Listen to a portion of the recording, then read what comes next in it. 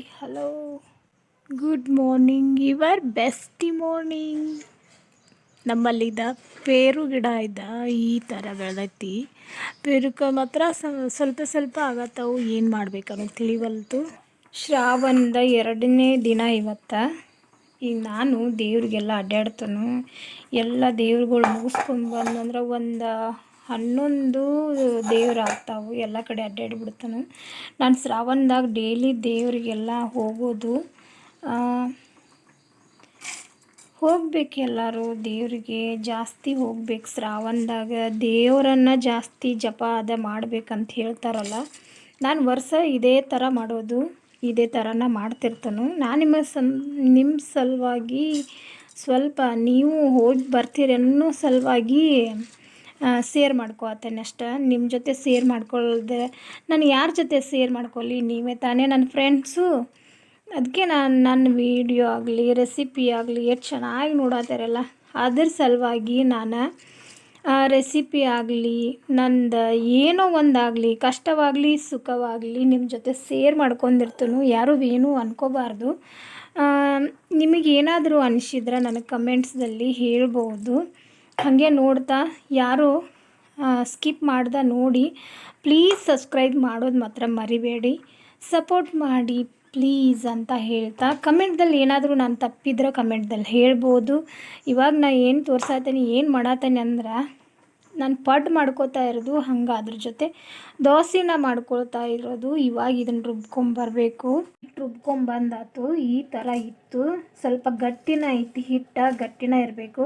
ಇದ್ರೊಳಗೆ ನಾನು ಒಂದು ಅರ್ಧ ಪಡ್ ಮಾಡ್ತೀನಿ, ಅರ್ಧ ಏನೈತಿ ದೋಸೆನ ಮಾಡ್ತೀನಿ. ಇಲ್ಲಿ ನೋಡ್ಬೋದು. ಇವಾಗ ಈ ಥರ ಗಟ್ಟಿ ಇತ್ತು. ಇದಕ್ಕೊಂದು ಸ್ವಲ್ಪ ನನ್ನ ಕಡೆ ಜೋಳದ ಹಿಟ್ಟನ್ನು ಇತ್ತು, ಅದನ್ನು ಹಾಕೋತೀನಿ. ಅದಿರಲಿಲ್ಲ ಅಂದ್ರೆ ಅಕ್ಕಿ ಹಿಟ್ಟು ಹಾಕೋಬೇಕು. ನಾನು ಜೋಳದ ಹಿಟ್ಟಿಂದ ನೀವು ಮಾಡಿ ತೋರಿಸ್ಬೇಕಂತ ಹೇಳಿ ಹಾಕೋತಾ ಇರೋದು. ನೋಡ್ಬೋದು. ಇವಾಗ ಒಂದಿಷ್ಟು ಜೋಳದ ಹಿಟ್ಟನ್ನು ಹಾಕತ್ತೀನಿ. ನಿಮಗೆ ಅಕ್ಕಿ ಹಿಟ್ಟಿದ್ರೆ ಅಕ್ಕಿ ಹಿಟ್ಟು ಹಾಕೋಬೋದು, ರವೆ ಇತ್ತಂದ್ರೆ ಸಣ್ಣ ರವೆ ಹಾಕೋಬೋದು.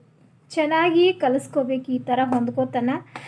ಇದಕ್ಕೇನೈತಿ, ಇವಾಗ ನಾನು ಸಬ್ಬಸ್ಗೆ ಸೊಪ್ಪು ಅಂತಾರಲ್ಲ, ಸಬ್ಬಸ್ಗೆ ಪಲ್ಯ ಹಾಕಿ ಪಡ್ ಮಾಡ್ತಾ ಇರೋದು. ನೋಡ್ಬೋದು. ಇವಾಗ ಅದ್ರ ಜೊತೆಗೆ ಚಟ್ನಿ ಮತ್ತು ಭಾಜಿ ಎಲ್ಲ ಐತಿ. ಒಂದು ಸಲ ಮಿಸ್ ಮಾಡ್ದೆ ನೋಡ್ರಿ, ಅಷ್ಟೂ ಮಾಡೀನಿ ನಾನೇ. ಇದನ್ನು ಸೈಡ್ ಎತ್ತಿಟ್ಕೋಬೇಕು. ಇವಾಗ ಚಟ್ನಿ ಮಾಡ್ಕೋಕೆ ರೆಡಿ ಮಾಡ್ತೀನಿ ನಾನು.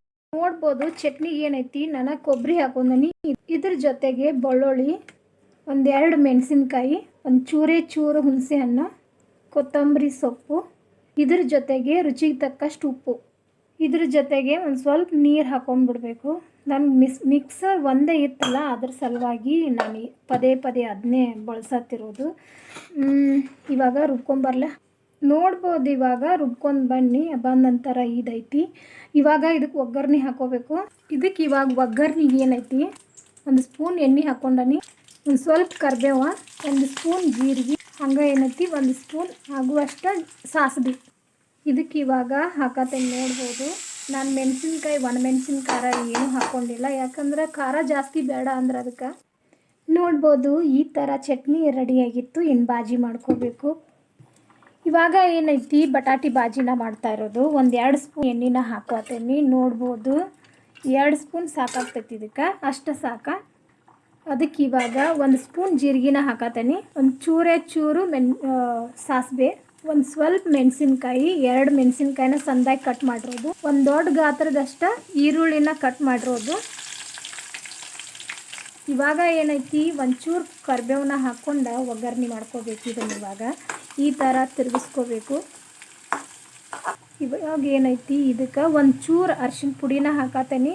ಹಾಕ್ಕೊಂಡು ಈ ಥರ ಮಿಕ್ಸ್ ಮಾಡಬೇಕು. ಇದಕ್ಕೆ ಇವಾಗ ರುಚಿಗೆ ತಕ್ಕಷ್ಟು ಉಪ್ಪು ಮಾತ್ರ ಹಾಕೋದು ಮರಿಬೇಡ್ರಿ. ಇವಾಗ ನೋಡ್ಬೋದು. ಒಂದು 4 ಬಟಾಟಿನ ಕಟ್ ಮಾಡಿ ತೊಗೊಂಡೇನಿ ನಾನು, ಹಾಕತ್ತೀನಿ. ಪ್ರತಿಯೊಂದು ರೆಸಿಪಿ ಚೆನ್ನಾಗಿರ್ತೈತಿ. ಇವತ್ತು ಸಖತ್ ಕೆಲಸಿತ್ತು. ದೇವ್ರಿಗೆಲ್ಲ ಹೋಗಿ ಬಂದು, ಇವತ್ತು ಗುರುವಾರ ಬೇರೆ, ದೇವ್ರಿಗೆ ಹೋಗಬೇಕು. ಮತ್ತು ಡೈಲಿನೂ ಶ್ರಾವಣ ಮುಗಿಯೋವರೆಗೆ ಡೈಲಿನೂ ದೇವ್ರಿಗೆ ಅಡ್ಡಾಡ್ತೀನಲ್ಲ ನಾನು. ಇದೇ ಥರ ಅರ್ಜೆಂಟ್ ಮಾಡಬೇಕು. ಈ ವಿಡಿಯೋ ಮಾಡ್ಕೋಬೇಕು, ರೆಸಿಪಿ ಮಾಡಬೇಕು, ಹಂಗೆ ಏನೈತಿ ಮನ್ಯಾಗ ಅಡುಗೆನೂ ಮಾಡ್ಕೋಬೇಕು. ಇಷ್ಟೆಲ್ಲ ಮಾಡಿದ್ರೂ ಮತ್ತು ರೊಟ್ಟಿ ಚಪಾತಿ ಅನ್ಕರ ಮಾಡಬೇಕು ನಾನು. ಇನ್ನೆಲ್ಲ ಮಾಡ್ಕೊಂಡು ಏನೈತಿ ಮತ್ತು ಪಾರ್ಲರ್ಗೆ ಹೋಗಬೇಕು. ಈ ಥರ ಇರ್ತೈತೆ. ನಾನು ಪ್ರತಿಯೊಂದು ರೆಸಿಪಿ ಚೆನ್ನಾಗಿರ್ತೈತೆ ನೋಡಿರಿ. ಒಂದು ಇಟ್ಟು ಕೊತ್ತಂಬರಿನ ಹಾಕ್ಕೊಂಡು ಮಿಕ್ಸ್ ಹೊಡಿಬೇಕು. ಇದನ್ನು ಚೆನ್ನಾಗಿ ಒಂದು ಸ್ವಲ್ಪ ನೀರು ಹಾಕ್ಕೊಂಡ್ಬಿಡ್ಬೇಕು, ಯಾಕಂದ್ರೆ ಭಾಳ ಉದ್ರಮ್ ಬದ್ರಮ್ ಆಗೈತಿ. ಸ್ವಲ್ಪ ಒಂಚೂರು ಅಂದ್ರೆ ಒಂದು 2-3 ಸ್ಪೂನ್ ಅಷ್ಟೆ. ಇವಾಗ ಇದು ರೆಡಿ ಆಗಿತ್ತು, ಇದನ್ನು ಇಟ್ಬಿಡ್ಬೇಕು, ಇಟ್ಬಿಡ್ಬೇಕು. ಇವಾಗ ಏನೈತಿ, ಸಾಂಬಾರ್ಗೆ ನಾನು ಬೇಳೆನ ಕುದಿಸಾಕಿಟ್ಟಿದ್ನಿ, ಅದು ಚೆನ್ನಾಗಿ ಕುದ್ದು ಬಂದೈತಿ. ಇದಕ್ಕೆ ಒಂದು ಅರ್ಧ ಈರುಳ್ಳಿ, ಟೊಮೆಟೊ, ಹುಣಸೆ ಹಣ್ಣನ್ನು ಹಾಕಿ ಒಂಚೂರು ಎಣ್ಣೆ ಹಾಕಿ ಕುದಿಸಾಕಿಟ್ಟಿದ್ನಿ. ನಾನು ಕುಕ್ಕರ್ಗೆಲ್ಲ ಹಾಕಿಲ್ಲ, ನನ್ನ ಕುಕ್ಕರ್ ಸರಿ ಇದ್ರಕ್ಕಿಲ್ಲ ಇವತ್ತು. ಈ ಸಾಂಬಾರು ನಾವು ಯಾವ ಥರ ಮಾಡತ್ತೇನೆ ಅಂದ್ರೆ, ಒಂದು ಹಿಡಿ ಅಷ್ಟು ಮೆಂತ್ಯ ಪಲ್ಯ ಹಾಕೀನಿ. ಇದನ್ನು ಮೆಂತ್ಯ ಸೊಪ್ಪನ್ನ ಹಾಕ್ಕೊಂಡು ಈ ಥರ ಕುದಿಸಿ ತಕ್ಕೊಂಡು ನಾನು ವಿಡಿಯೋ ಸ್ವಲ್ಪ ಹಾಫ್ ಆಗಿಬಿಡ್ತು, ಯಾಕಂದ್ರೆ ಸ್ಟೋರೇಜ್ ಹೆಚ್ಚಾಗಿಬಿಟ್ಟೈತಿ, ಅದಕ್ಕೆ ಅದು ಕಾಡಕತ್ತಿತ್ತು. ಇವಾಗ ಮತ್ತೆಲ್ಲ ಸರಿ ಮಾಡ್ಕೊಂಡು ಬಂದು ನಾನು ಇವಾಗ ಒಂದು ಪಾತ್ರೆ ಇಟ್ಕೊಂಡನಿ. ಸಾಂಬಾರ್ಗೆ ಮೆಂತ್ಯ ಪಲ್ಯ ಸಾಂಬಾರ್ಗೆ 1-2 ಸ್ಪೂನ್ ಎಣ್ಣೆನ ಹಾಕೀನಿ, 1 ಸ್ಪೂನ್ ಸಾಸಿವೆ, 1 ಸ್ಪೂನ್ ಜೀರಿಗೆನ ಹಾಕ್ಕೊಂಡೆ ನಾನು, 1 ಸ್ಪೂನ, ಒಂದು ಚುಟ್ಕಿ ಅಷ್ಟು ಅರಿಶಿನ ಪುಡಿ. ಹಂಗೆ ಏನೈತಿ ಇವಾಗ ಬೆಳ್ಳುಳ್ಳಿನ ಹಾಕತ್ತೀನಿ. ಇವಾಗ ಏನೈತಿ ಕರ್ಬೇವು ಸೊಪ್ಪನ್ನು ಹಾಕತ್ತೀನಿ. ನೋಡ್ಬೋದು ಈ ಥರ ಒಗ್ಗರಣೆ ರೆಡಿ ಆಗಬೇಕು, ಚೆನ್ನಾಗಿ ಘಮ ಬರಬೇಕು.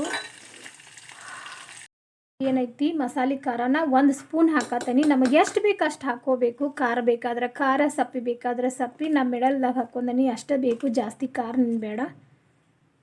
ಇವಾಗ ಏನೈತಿ ರುಚಿಗೆ ತಕ್ಕಷ್ಟು ಉಪ್ಪು ಮಾತ್ರ ಹಾಕೋದು ಮರಿಬಾರ್ದು. ಯಾವುದೂ ಮಸಾಲೆ ಪೌಡ್ರನ್ನ ಹಾಕಿಲ್ಲ, ಯಾಕಂದ್ರೆ ನಮ್ಮಲ್ಲಿ ಮಸಾಲೆ ಖಾರನ ಇತ್ತಲ್ಲ, ರೆಡಿನ ಮಾಡಿರ್ತೀವಿ ನಾವು ಮನ್ಯಾಗ ಎಲ್ಲ. ಈ ಥರ ಇತ್ತು ರೆಸಿಪಿ, ಚೆನ್ನಾಗಿತ್ತು, ಹುಳಿಯಾಗಿ ಚೆನ್ನಾಗಿ ಬಂದೈತಿ. ನಾ ಎಲ್ಲ ಟೇಸ್ಟ್ ನೋಡಿನಿ, ನೀವು ಕೂಡ ನೋಡಿ. ಏನೈತಿ ಸ್ವಲ್ಪ ಈರುಳ್ಳಿನ ಬಿಸಿ ಮಾಡಿ ತಕ್ಕೋಬೇಕಂತ ಹೇಳಿ 1 ಸ್ಪೂನ್ ಎಣ್ಣೆ ಹಾಕಿ ಜೀರಿಗೆ ಹಾಕಿ ಈ ಥರ ಮಾಡ್ಕೊತಿದ್ದೀನಿ ನಾನು. ಚೆನ್ನಾಗಿ ಸ್ವಲ್ಪ ಬಾಯಾಗಿ ತರ್ತರಿಯಾಗಿ ಇರಬೇಕಂತ ಹೇಳಿ ಈರುಳ್ಳಿನ ಹಾಕ್ಕೊಂಡಿರೋದು. ಮತ್ತೇನೈತಿ ಇವಾಗ ಸಬ್ಬಸಿಗೆ ಸೊಪ್ಪನ್ನು ಹಾಕ್ಕೋಬೇಕು. ಇವಾಗ ಇಷ್ಟ ಆದ್ರೆ ಸಾಕಿದ.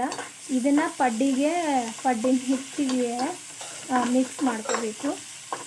ಪಡ್ಡಿನ ಹಿಟ್ಟಿಗೆ ಈ ಥರ ಹಾಕ್ಕೊಂಬಿಟ್ಟು ನಾನು ಇದಕ್ಕೆ ಸಬ್ಬಸಿಗೆ ಸೊಪ್ಪು ಹಾಕ್ಕೋಬೇಕು. ಅದನ್ನು ಇವಾಗ ಸೈಡ್ ಎತ್ತಿಟ್ಕೊಂಡನಿ. ಇಲ್ಲೊಂದು ಪಾತ್ರೆಗೆ ಒಂದು ಒಗ್ಗರಣೆ ಹಾಕೋತಾ ಇರೋದು.